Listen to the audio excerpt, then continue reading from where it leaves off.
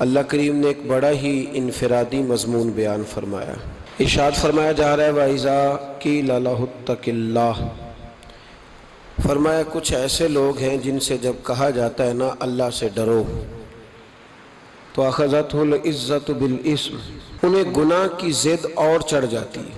ان سے جب کہا جاتا ہے اللہ سے ڈرو تو وہ سمجھتے ہیں ہماری عزت پہ ہاتھ ڈالا گیا۔ جب حق بات انہیں کہی جاتی ہے تو اور چڑھ جاتے ہیں، تو اللہ پھر تو ان کے ساتھ کیا معاملہ کرے گا؟ فرمایا فَحَسْبُهُ جہنم، ان کے لیے دوزخ ہی کافی ہے، ان کے لیے پھر دوزخ ہی کافی ہے۔ وَلِبِئْسَ الْمِہَادُ، اور وہ بہت ہی برا ٹھکانہ ہے۔ حق جو ہوتا ہے نا، حق اس کی اپنی ایک بہت بڑی قوت ہوتی ہے۔ حق کسی کا محتاج نہیں ہوتا۔ حق کے مقابلے میں لوگ بدر میں، احد میں، حدیبیہ میں، خندق میں ہر جگہ پہنچتے ہیں، لیکن چونکہ حق ہوتا ہے، ارسل رسولہ بالہدی والدین الحق لیظہرہ علی الدین کلہ، پر اللہ پھر بھی حق کو ہی غلبہ عطا فرماتا ہے۔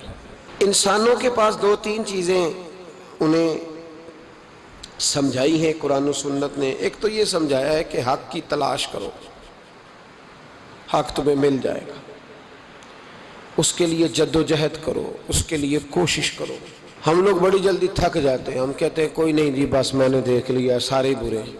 حضرت سلمان فارسی رضی اللہ تعالیٰ عنہ 350 سال جد و جہد کرتے رہے، ڈھونڈتے رہے، اس کو ڈھونڈا۔ پہلی بات ہے حق تلاش کریں، اور پھر جب حق مل جائے پھر اسے قبول بھی کریں۔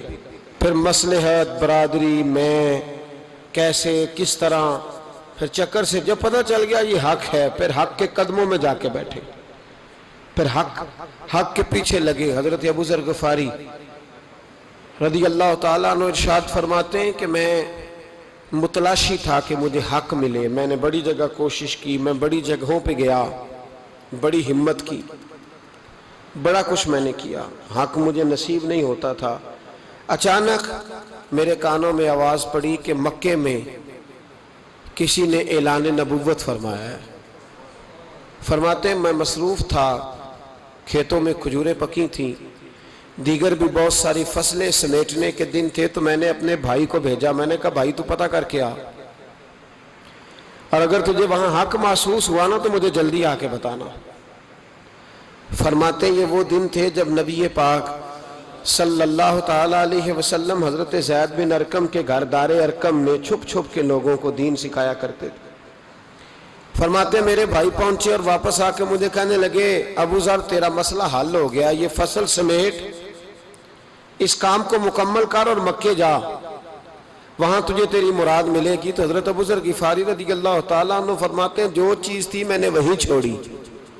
میں نے کہا حق مل جائے اور بندہ فصلیں سمیٹتا رہے، حق مل جائے اور بندہ ڈیوٹیاں کرتا رہے، حق مل جائے اور بندہ پھر غور کرتا رہے کل جاؤں گا پرسوں جاؤں گا، حق مشکل سے ملتا ہے، جب مل جائے تو پھر اسے حاصل کرنے میں دیر نہیں چاہیے، فٹافٹ کرنا۔ فرماتے میں دوڑ آیا، آ کر میں نے حضرت زید بن ارقم رضی اللہ تعالیٰ عنہ کے گھر میں کلمہ پڑھا، میں مسلمان ہوا۔ جب باہر نکلنے لگا تو ایک صحابی، ایک ہے حق تلاش کرنا، دوسری بات ہے حق کا قبول کرنا، اور تیسری بات ہے حق کا اعلان کرنا، یہ سب سے مشکل کام ہے۔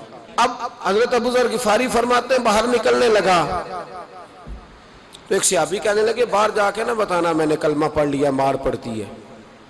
تو حضرت ابو ذر غفاری فرمانے لگے تو مجھے یہ بتا کہ اللہ سچا ہے کہ نہیں، حضور سچے کہ نہیں، قرآن سچا ہے کہ نہیں، اسلام سچا ہے کہ نہیں؟ تو صحابی کہنے لگے سارا کچھ سچا ہے۔ تو فرمانے لگے سن پھر جب سارا سچا ہے نا تو میں صبح بھی بتایا کروں گا یہ سچ ہے، دوپہر بھی بتاؤں گا کہ یہ بولیے اور شام بھی بتاؤں گا کہ سارا کچھ سچ ہے، میں سچ کا اعلان کروں گا، میں ڈنڈورا پیٹوں گا۔ لیکن حضرت عمر نے کلمہ پڑھا، کہا یا رسول اللہ صلی اللہ علیہ وسلم اسلام قرآن دین سارا کچھ سچا ہے تو پھر ہم اندر چھپ کے نماز کیوں پڑھتے ہیں؟ تو حضور نے فرمایا اب تو آ گیا نا، اب خیر ہو جائے گی، اللہ تیری وجہ سے عزت دے گا، اسلام کو تو بتا کیسے کرنا ہے۔ کہا حضور اگر اسلام دین قرآن سچا ہے تو پھر انشاءاللہ تعالی ہم کعبے کے سائے میں بیت اللہ کے اندر جا کے نمازیں پڑھیں گے، اور دیکھتے ہیں کون ہمیں منع کرتا ہے۔ یہ کیا بات ہوئی، مصلحت ہے، دیکھ لیں گے، سوچ لیں گے۔